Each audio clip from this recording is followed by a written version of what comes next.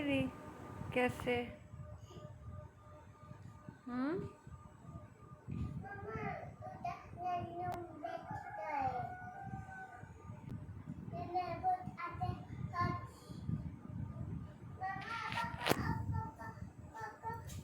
अच्छा चलो बैठो तो। हम्म। हम्म।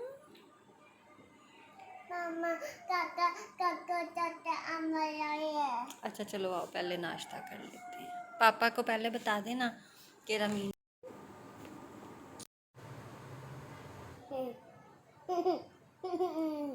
अस्सलाम वालेकुम, welcome back to my channel. उम्मीद करती हूँ सब ठीक ठाक होंगे। अल्लाह का शुक्र है मैं भी बिल्कुल ठीक हूँ। तो यहाँ नाश्ते के टाइम रमीन ने शोर मचाया हुआ था सबसे पहले तो कि ड्राइंग रूम में बैठ के डाइनिंग टेबल पे बैठ के नाश्ता करना, लेकिन मेरा वहाँ जब बैठने को आज दिल नहीं कर रहा था। मैंने कहा यहीं पे बैठ के नाश्ता करना। तो बड़ी मुश्किल से इसे थोड़ा बहुत मनाने के बाद नाश्ता करवाया था और यहाँ पे अभी भी मस्तियाँ जारी थी इसकी और नाश्ता भी साथ साथ हमारा चल रहा था। तो बस यहाँ नाश्ते से फारिग होके काम वाम शुरू करने थे। तो सबसे पहला काम आज मैंने किया रमीन का कबर्ड साफ़, क्योंकि अब रमीन का हाथ पहुँचने लग गया तो वो ख़ुद निकालती है, मैंने ये वाला ड्रेस पहनना है, मैंने ये वाला ड्रेस पहनना है। तो जब वो वापस रखते हैं तो वो फिर वैसे ही गुच्छू मुच्छू सा करके रख देते हैं।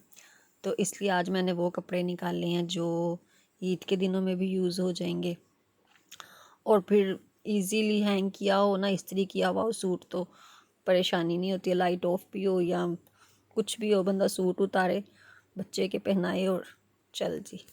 और मेरे लिए सबसे ज़्यादा आसान काम ही ये मुझे लगता है कि कपड़े प्रेस करके रखे हो ना तो बंदे को फिर टेंशन नहीं होती, क्योंकि मुझे तय लगाना तो एक तो समझो कि आता नहीं है और तय लगाना मुश्किल काम है। संभाले नहीं जाते। तय लगाने के बाद इस्त्री किए हुए होते हैं, सामने पड़ा होता है, हाँ भी ये सूट है ये सूट है, इजीली उतारो निकालो तो पहनो।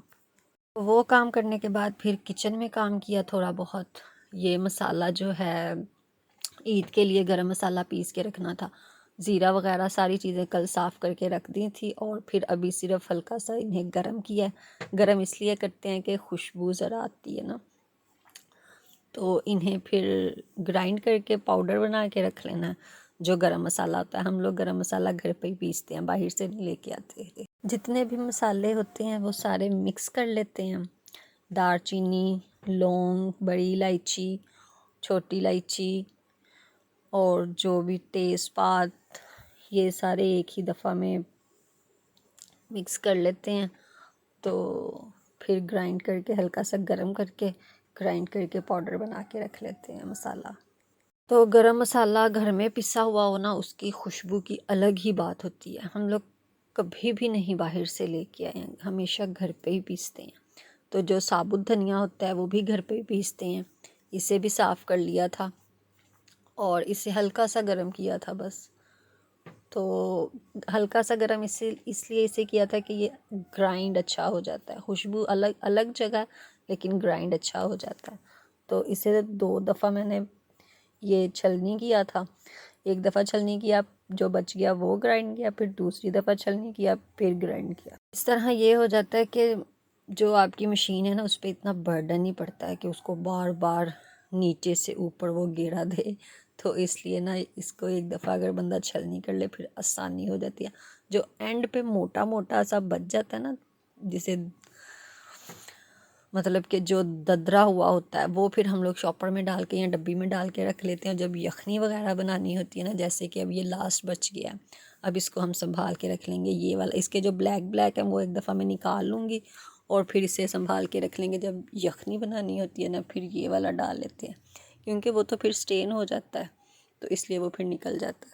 निकल तो जाता है लेकिन अपना असर छोड़ जाता है। तो यहाँ पे ये वाला थोड़ा सा प्याज फ्राई करके रख लिया था, इसे अब सुबह के टाइम ही कूटेंगे। और ये जो है ये लहसुन है, नहीं ये लहसुन नहीं है, ये प्याज है, वो फ्राई किया था और ये कच्चा प्याज ग्राइंड किया हुआ है। ये लहसुन है, लहसुन को छीला और फिर इसको कूट के, पहले कूट लिया था फिर ग्राइंड किया था और फिर इसे फ्राई कर लिया। अब इसे भी छोटे से जार में डाल के फ्रिज में रख लेंगे, फिर ये भी ख़राब नहीं होगा। और आज जो इतना काम था किचन में, दिखने में हल्का फुल्का लगता है, लेकिन जो बंदा कर रहा होता है ना उसे ही पता होता है कितना टाइम लग गया। तो यहाँ पे शाम के टाइम ये मैं स्ट्रॉबेरी का मिल्क शेक बना रही थी। हमारा ये आखिरी पैकेट था स्ट्रॉबेरी का। तो रज़ी गए हुए थे टेलर के पास, तो फिर मैंने जल्दी से ये मिल्क शेक बनाया। आज रमीन बहुत ज़्यादा तंग कर रही थी कि मैंने बाहर जाना है, मैंने बाहर जाना है। तो मैंने कहा एक दफ़ा टेलर से भी चक्कर लगा के आ जाएं और इसका भी थोड़ा फिरौता हो जाएगा बाहर का। तो जी ये देखें, ये मेरा ईद का ड्रेस आ गया है। अभी थोड़ी देर पहले ही आया, सोचा आप लोगों के साथ भी शेयर कर लूँ। डिज़ाइनिंग इतनी कोई ख़ास नहीं है, बिल्कुल सिंपल सा है इस मौसम के हिसाब से, जितनी गर्मी है। ये इसकी नेक लाइन एम्ब्रॉयडर्ड है।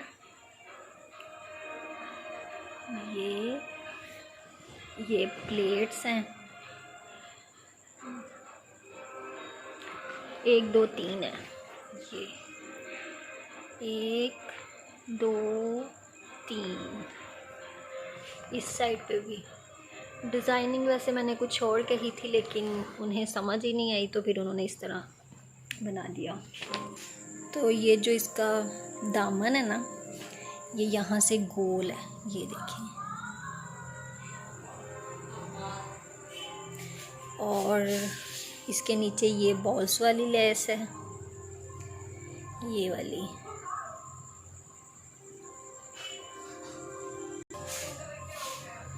ये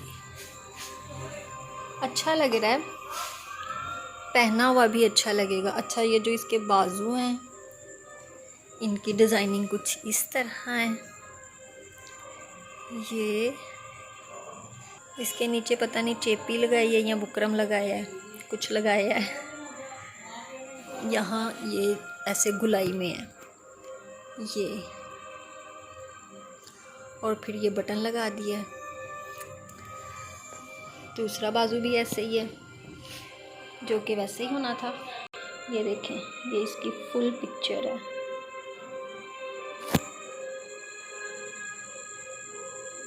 और जो इसका ट्राउज़र है वो कुछ इस तरह से है। ये इसकी जो लाइंस हैं ये कितनी हैं, ये देखें इसकी सिलाइयाँ। इसकी 14 है, 14 सिलाइयाँ हैं इसकी। और इसके साइड्स पे बटन लगा दिए हैं। यहाँ ये बटन है, ये। और मुझे तो ये ड्रेस बहुत प्यारा लग रहा है। तो इसका कलर बहुत अच्छा है, डिसेंट सा, लाइट सा। तो ये अभी एक ही सूट आया है, बाकी ईद के बाद ही मिलेंगे। ये भी पता नहीं ईद पे पहना जाएगा कि नहीं पहना जाएगा। एक तो गर्मी इतनी होगी, ऊपर से काम इतना होगा। तो बस चलो, एक तो आया है।